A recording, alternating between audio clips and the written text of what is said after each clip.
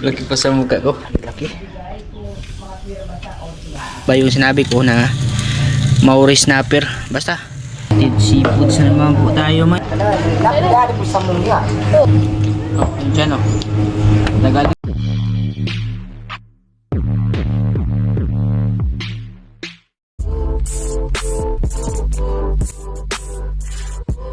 Magandang umaga po sa inyo lahat dyan no. Ito pala yung karugtong kagabi.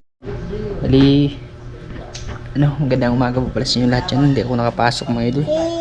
Gawa na nga ng alanganin kami ng uwi. Tapos din yung ako na gising no. Tanghali na. Pagod mga idol. Nagugas ko. Nagugas si Calvin. Bali yung isda pala natin na nahuli. Yung sa akin, nakahuli po tayo na lang mga idol, 1 kilo. Ayun na nilako na ni Maika. Tapos yung mga sunlutan na nakuha namin ito. Bali, nalako pa to ni Maika mga idol. Yan siya. Tapos kaniyang mga proseso na pakuluan. Tapos natimplahan ng mga sangkap. Tsaka yung yung isda ni paring Elvis na malaki. Yung parang yung Maori snapper. Yun, ewan ko mga idol kung tama ba ako. Hindi ako sure kasi hindi ako namamana ng malalim. Ito siya may duro. No. Yan. Tinimbang ko siya part. Yung timbang niya kulang ng 1 gramo para mag 3/4. Hindi pala siya umabot ng may duro. 1 kilo. Sobrang laki kasi tingnan no. Laki pa sa mukha ko. Pinaiwan ko to, bali ako lang yung bibili dito may duro no. Bilhin ko lang part ilibis, ihisog ba natin to mga idol, tapos iulam sa tanghalian, tsaka may kasama dito. Ito yung sarap mga idol. Ngayon lang din ako nakakita sa personal no.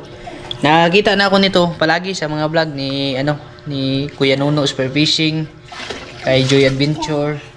Basta yung namamana ng The Spearfishing mga idol, ito yung nakikita ko na isda na parang tawag dito. Yung sinabi ko kanina mga idol ba, parang yun yung pangalan, hindi ako talaga sure. Para siyang para siyang snapper mga idol. Para siyang mangrove snapper, pero yung problema kulay yellow, yan oh. Nakalimutan ko lang yung pangalan mga idol. Basta nakita ko to, lumalaki to. Minsan nga nakakahuli sila nasa mga 8 kilos, 10 kilos.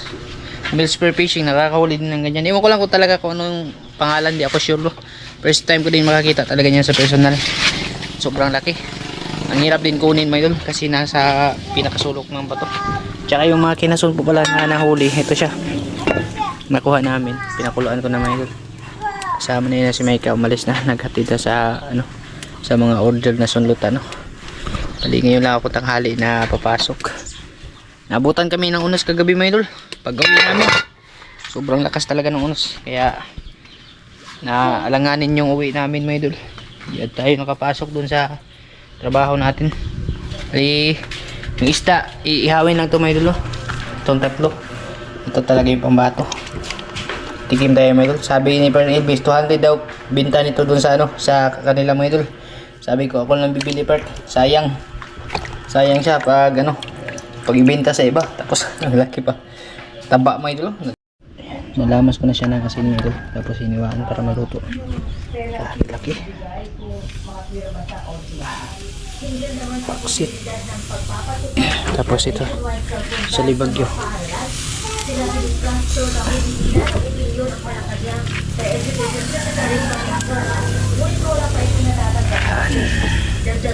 Sarap dito, sinigang siguro.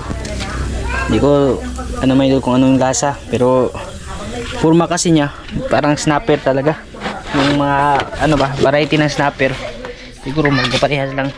So parang taba. Hinayang talaga ako nung sinabi ni parang Elvis na ibenta niya. Sabi ko ako na lang Bart, at least makatikim. First time din niya makahuli ng ganyan. Tara mga idol.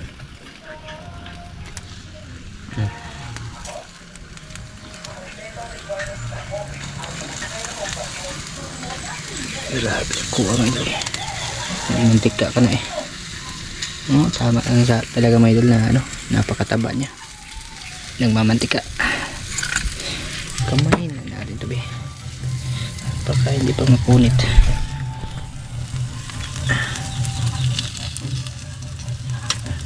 sa mga namamana dyan, no, na palaging nakakahuli ng ganito. Ano bang tawag sa isda na to, mga idol? Hindi ko kasi talaga alam yung ano, no, pero na ewan ko lang kung tama ba yung sinabi ko na Maori snapper. Basta pamilya siya ng ano, snapper. Yan. Okay, napunit pa tuloy yung ano, mga idol, yung balat. Grabe, oh, tama, nagmantika ka na eh. Ayos, sunod ba talaga yung isda na to, mga idol? Mga idol, ito na po, mga idol. Ito na po, mga idol. Unlimited seafoods na naman po tayo, mga idol. May dalawang saang pala, may saang din pala din, mga idol. Kaso grabe mo, dinisugay pang tao, no? Gilumuta na. Tsaka ito yung ano, isda, mga idol. Nanangipon-ngipon ang bagal.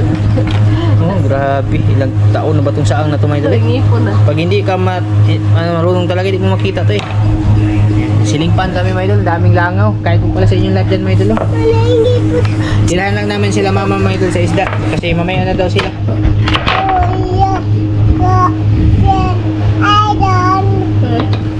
Kita ba?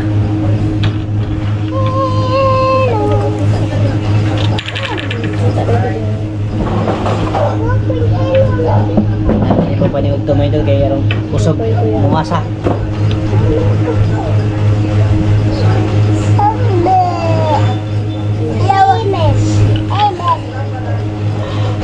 Kain po, mga idol.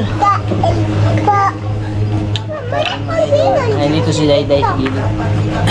Kami sa Dari po sa munya. Oo. wow. Kakain tayo ng isla niyan, hindi natin alam yung pangalan. Wala man nagpamilyar ko sa kuan, katambak. Grouper lagi. Ay, kon ba? Snapper. Kain po, mga idol, yung lahat. Kain po tayo. Tira nito, mataba to. Oh, bago. Eh? There. Bisa apa sa niya? Banyak kong ingat sa TikTok. Lamig. Berapa Asa man tukuan? Enggak. Lingkod ko. Ha? Lingkod.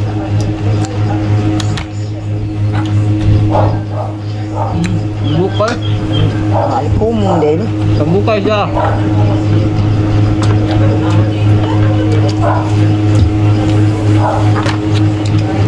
Taba mo yun? Apa pa ma? Bago hari na. Oh, yun dyan oh. Nagaligay mo yun. Hawakan ko na para nakita kami yun.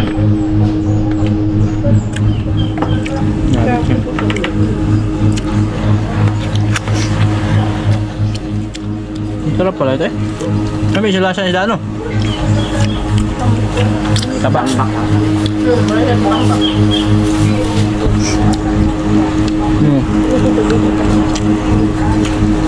Ilig eh.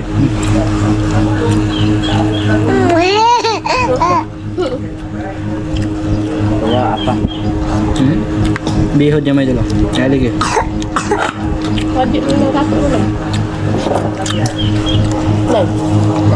Wadi ilang kali. Abih, tamo ka. Wadi. Pagkas. Pagkas ini. Tato. Lagi lah siya sa dito. Buwan. Ano ba ka? Ano sa maniud to? Tapos meron. Sarap. Ang huli yung dito dito. Ay.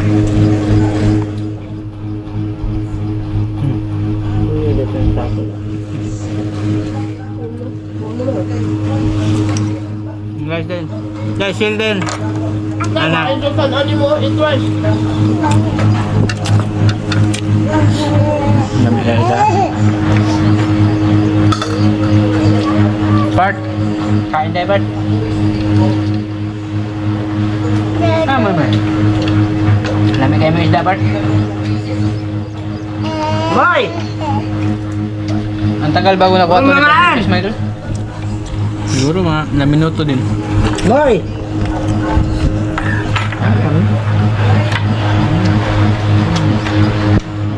Mari, ida mamawot ng tag 8 kilos. Yes. Buwan eh.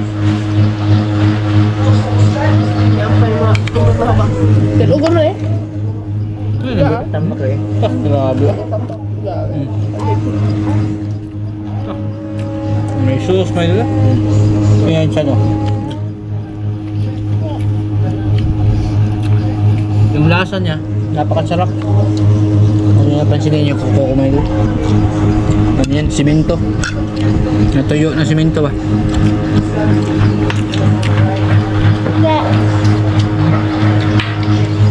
Ano, may baho, no? Hindi dito ba, di bahuan? May baho. Ha? Ano?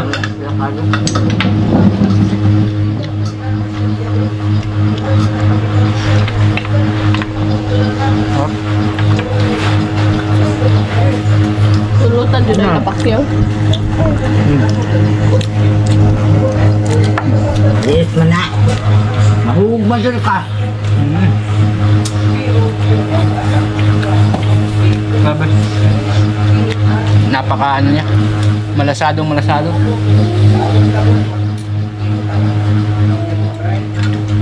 Hindi na yung kutsara may dito. Kasibo-sibo eh. Yung parang ano ba? Boy! Hoy, tambukas isda mo eh. Boy! Kung naman yun to? Kami na luto. Parang chicken oil lang mga inasal may dito ba? Tignan niya. Yan ako kita isda, ganito yung alig eh.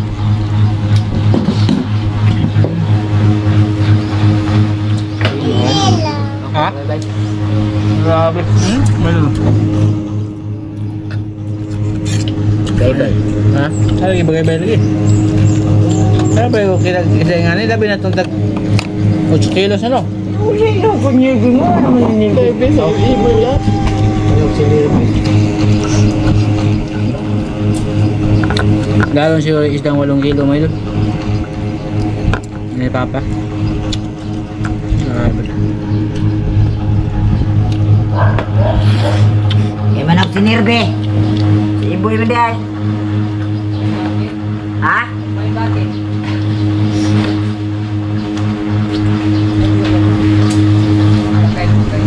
Ito mamaya na tumayo. Isda muna, sarap kasi isda. Ay, te. Dami ay lasa pa? Boy! Dami ay lasa. Isda. Sabi tigla sa isda. Ayun is yun. Makalaadlaw man ito ng pag 150 ang patong. Bigyan ko na gamit nila ko. Muli na. Pumuli mo eh. Tama mo ako naman eh. Yan ba? Sige, sige, Brad. Sige, ma. Madalang mahilot ka niya mo ko. Ay, nalala. Yawa may lisa dyan. Pwede ang... Yan. Hindi, mga diver din. Ano ko naman eh. Hindi. Sa mga mga basta-basta. Hindi, ay pandiri.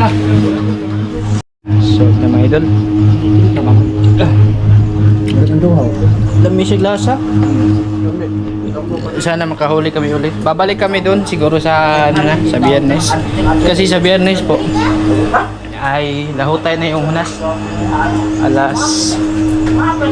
Biyernes. Alas 8 na may dalo. Alas 8 na yung ano, medyo ano na siya. Matagal na siya mag tao ba. Matagal na rin sisikat yung buwan kasi ano siya, yung para hindi maliwanag. Yan, maraming salamat po sa inyo lahat yun mga idol at ingat po kayo palagi na sana mapanood nyo pala yung mga ginawa namin doon.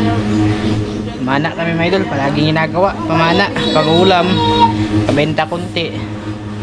Okay na, at least may sideline ba? May kahit pa kunti-kunti may mga income na pumapasok. Pasok na rin ako yun sa ano sa aming negosyo na trabaho. Yan, ingat po kayo dyan palagi mga idol. Mas 12:20 na mga idol.